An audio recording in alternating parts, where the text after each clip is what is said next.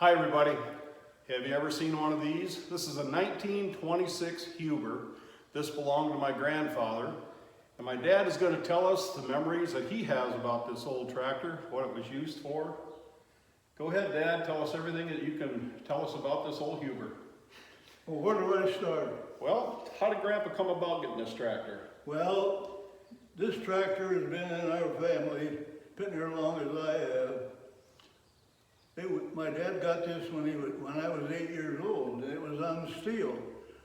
And it didn't have the rubber that's got now, but we had a hill that we had to go up on West Road anyway.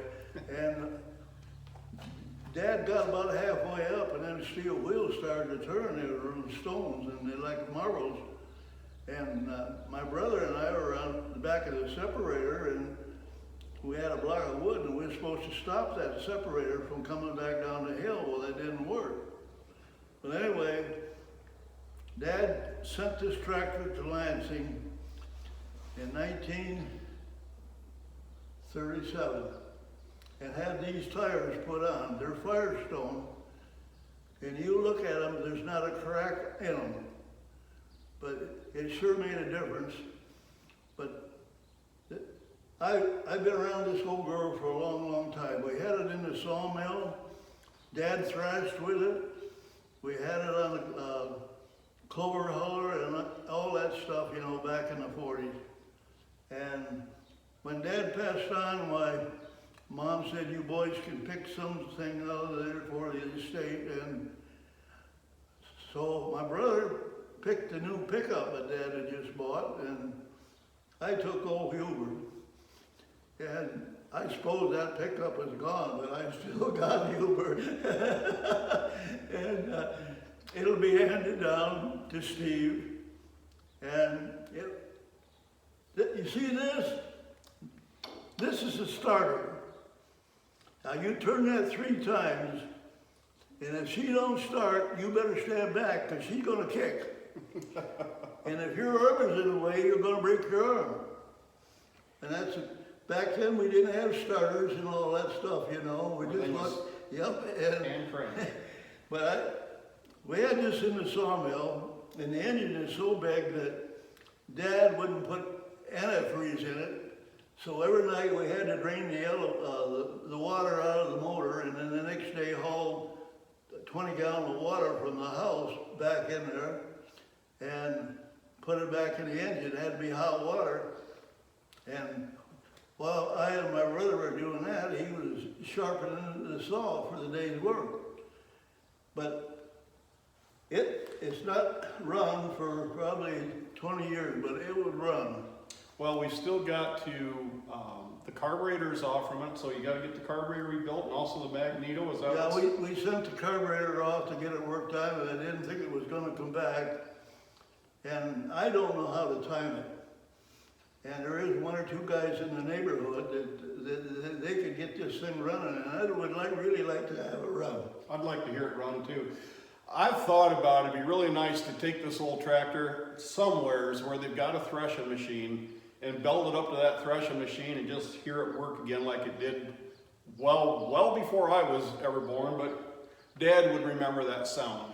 The reason there wasn't many of the Hubers sold because they were about, you got to remember this is right after the Depression, and they were about $600 more than other tractors, but this tractor was built to last, and it had power.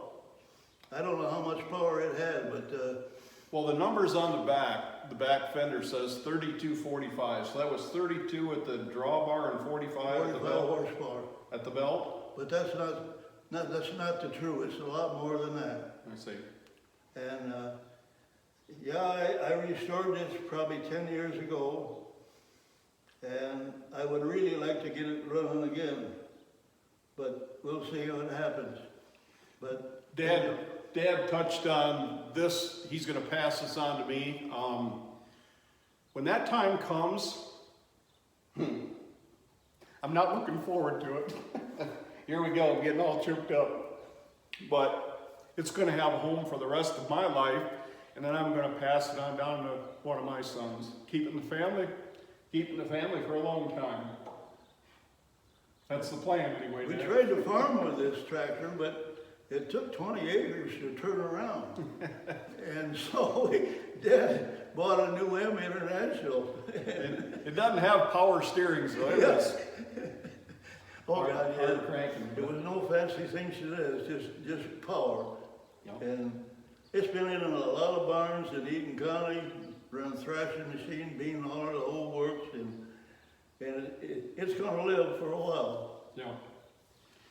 Well, I guess that's about everything that we can tell you about this old Huber. Dad's got some other tractors in this barn.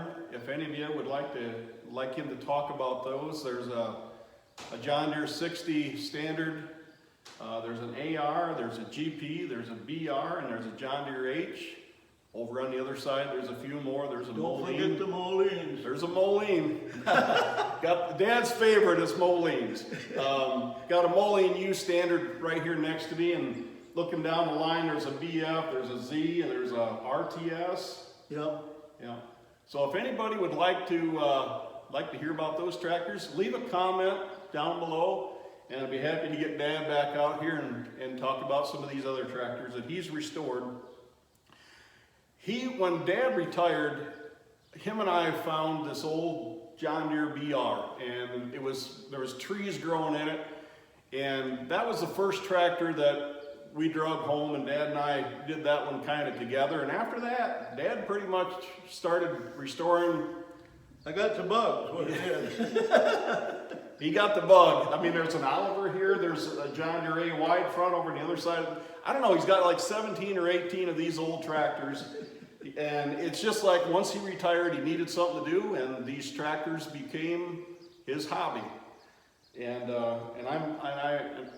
it's been a family thing. All of us have helped him to some degree. He's done the bulk of it, but if he needed something lifted or something painted or something like that, we've all jumped in to help him out. But this is Dad's collection, and I want to thank you, Dad, for telling us about old Huber. Until the next time, folks, take care, thanks for watching, and we'll see you later.